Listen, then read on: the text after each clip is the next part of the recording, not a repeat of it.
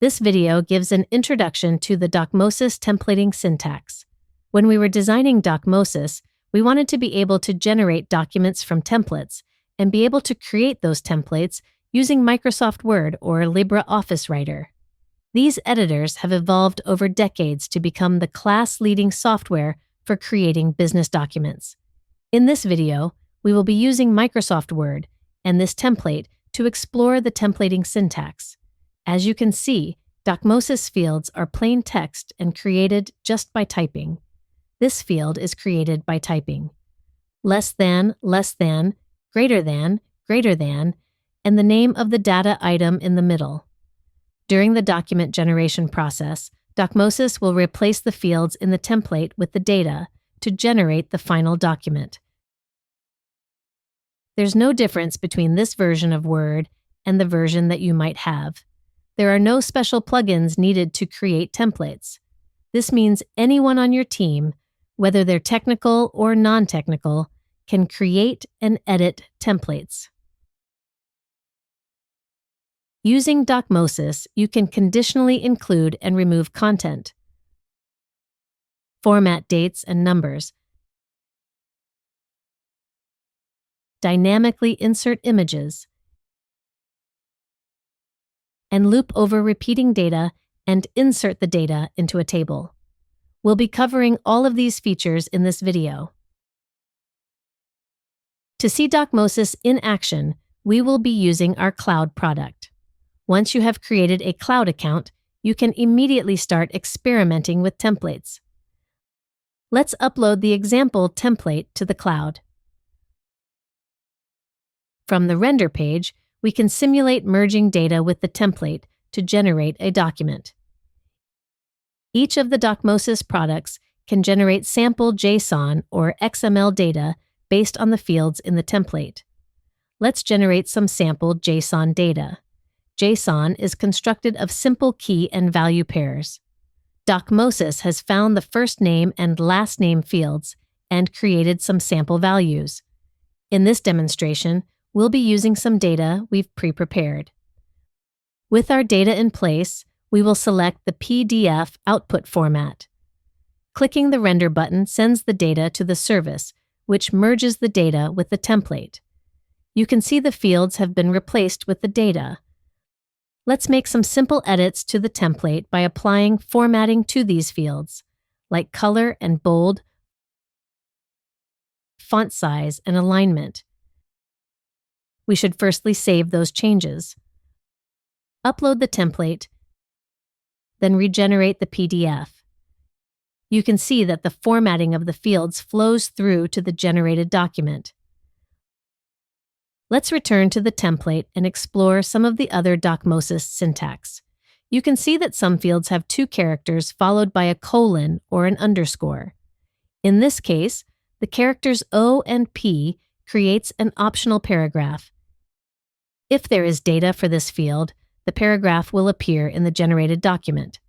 However, if there's no data, the paragraph will be removed. When editing templates, it's good practice to turn on the hidden characters.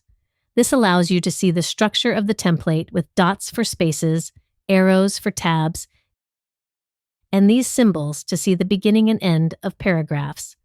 In this case, depending on the value for address line 2, all of the content from the last paragraph marker up to the next one will be removed. Let's see that in action. If we save these changes and upload the template, you can see that address line 2 currently has no data. When we generate the document, the city and state will appear immediately underneath the first address line. If there is data for address line 2, then space will be made to include that line. This is one way to conditionally include and remove content from a document. Further down the template, you'll see there is a field using the characters CS and an underscore to create a conditional section. The CS is the start, and the ES is the end of the conditional section. All of the content between the CS and the ES will be included or removed based on the value of require supporting docs. In the data, require supporting docs is set to true. When the document is generated, the text is included in the generated document. Let's change the data to false. When the document is generated, the text will be removed. If we switch between the first document and the second one, you can see the content being included and removed from the document. The conditional section is one of the most powerful features in templating. It can be used to remove parts of a sentence, entire paragraphs, multiple pages, images, tables, and so on. The conditional section really is the workhorse of document generation. Let's turn off the hidden characters. Further down this template, we'll find another conditional section. The conditional section starts here and ends here, which means all of this content will be added or removed from the final document. In this case, the curly braces are used to invoke the Docmosis expression processing. Inside curly braces, you can perform calculations or logic and call more than 40 different functions. In this conditional section, the value of offer expiry date is being compared to null to determine whether or not this content should be included. Let's focus on the words "your application" in the generated document. We will now delete the offer expiry date so that it's no longer present in the data, and then regenerate the document. You can see that the entire line is removed from the document. Let's reinstate that value in the data and have a closer look at the offer expiry date. The data is set to 07/16/2020. This is used to indicate the 16th day of July, 2020. In the template, inside this conditional section, there is another field that uses offer expiry date. In this case, the curly braces invoke Docmosis's expression processing. The date formatting function will read the offer expiry date and display it formatted differently in the document. Docmosis uses this string with month, day, and year to decode the incoming data. This second string controls how the date will be displayed in the generated document. That's why in the document you can see Thursday, the 16th of July, 2020. Of course, we provide extensive documentation on all of the different characters you can use to create formatting strings. While having this sort of power in the template is handy, it's not essential that you use this function. If we return to the data, there is another date, the letter date. This has already been formatted and is ready to use in the generated document. In this case, the template just has a simple field to display the date, and the date will appear exactly as it is in the data. One of the advantages of using Word as the editor is that Word has many clever features for designing professional business documents. Let's turn on the hidden characters again. You can see these paragraphs have squares at the start. This indicates that a custom setting has been applied to this paragraph. If we place the cursor in the paragraph and open the paragraph properties, you can see that the Keep with Next option has been set. This means that this paragraph will be attached to the next one. This paragraph also has the setting, as does this one. All three paragraphs are effectively attached to this final paragraph. The result is that Word keeps the signature block together. So, even though there is room here for the words, "Yours sincerely," we don't want those to appear separately from the signature, the name, or the person's position. We can see the effect of this Keep with Next setting just by editing the template. If this content is removed, there is sufficient space to include all 4 lines at the bottom of the first page. This really is the power of using Microsoft Word as the template editor. Designing a good template is a combination of using these clever features in Word or LibreOffice and the fields of Docmosis to create a template that behaves in a predictable manner. You can see in the generated document when the conditional section removes content, there's enough room for the signature block to fit on the first page.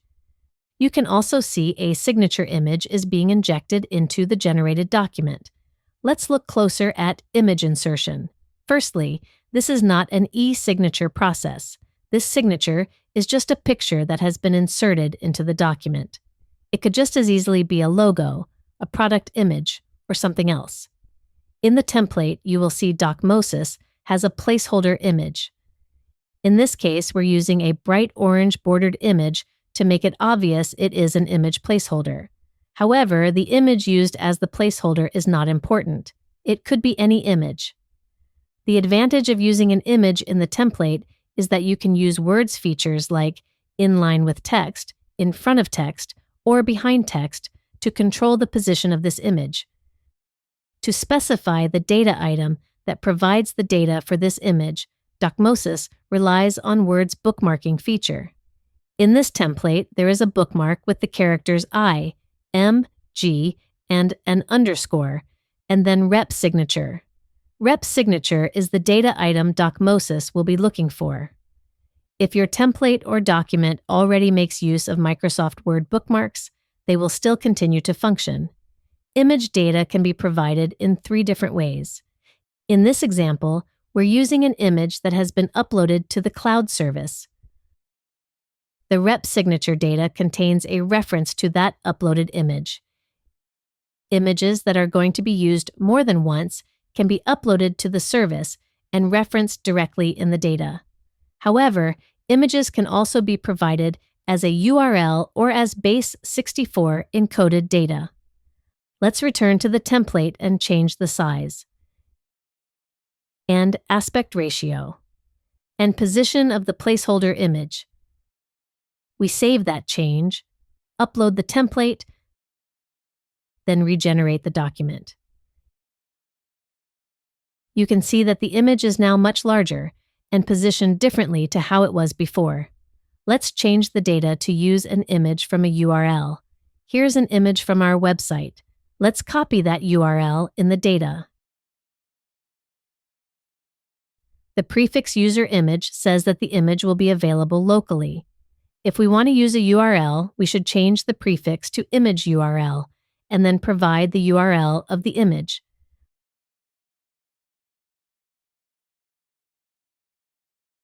Let's regenerate the document, and we'll see the new image now appears in the generated document. In this case, the aspect ratio of the placeholder image doesn't match the inserted image.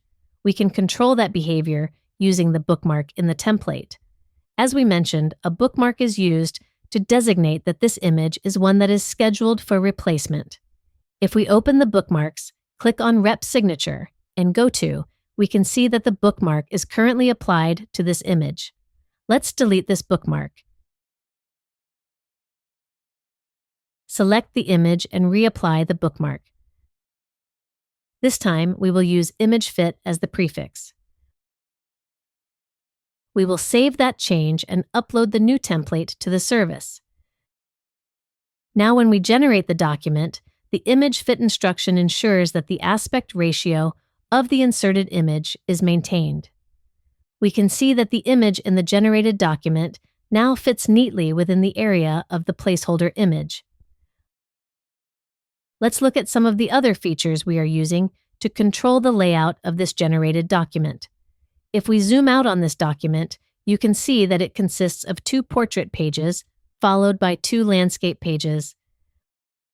Let's return to the template and have a look at the features in Word that we're using to create that layout.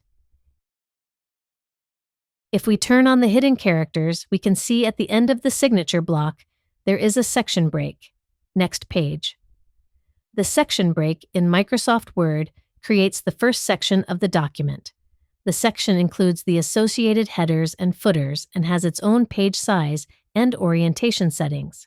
Following the section break, a new section starts, which can have headers and footers, page orientation, and page size that are different from the first section. When these clever features in Microsoft Word are used in the template, Docmosis honors these settings and they flow through to the generated document. Let's return to the body of the document and have a look at this final page. For the remainder of this video, we're going to focus on generating this table. Let's start with the generated document to see the result and work backwards.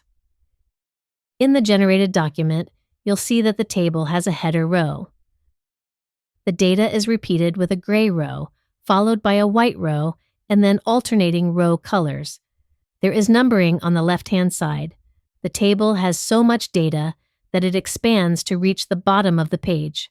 There is then room for the footer, room for the header, and the table runs over to the next page. The header row is repeated, and the table continues. Let's look at all the features that are controlling this behavior.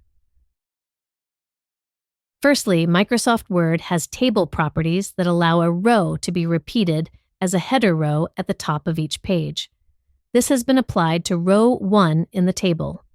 This means that even in the template, if extra rows are added to the table, as the table reaches the bottom of the page, the header row will appear at the top of the next page. This row can be edited, but this row cannot because its contents are being controlled by row 1. The next row in this table has a field with the characters R, and an underscore. This tells Docmosis to find a group of payments and use that as the data for the repeating rows. The last field is the end of the repeating rows. Between these two fields is a single row.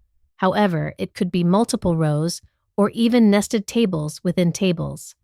Now let's have a look at the structure of the data.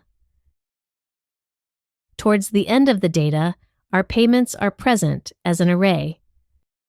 You can see there are open and closing balances, and each object is repeated. These are the objects that will be stamped out into rows in the table. Also, if you look closely at the first row, you will notice that there is data for amount, open, interest, principal, closing, and a date, but there is no number 1 in this data. In the generated document, there is a number 1 appearing at the start of the row. The number 1 is coming from this special field in the template.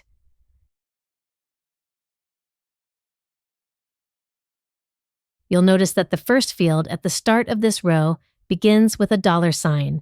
This indicates that this field should be interpreted as a Docmosis variable.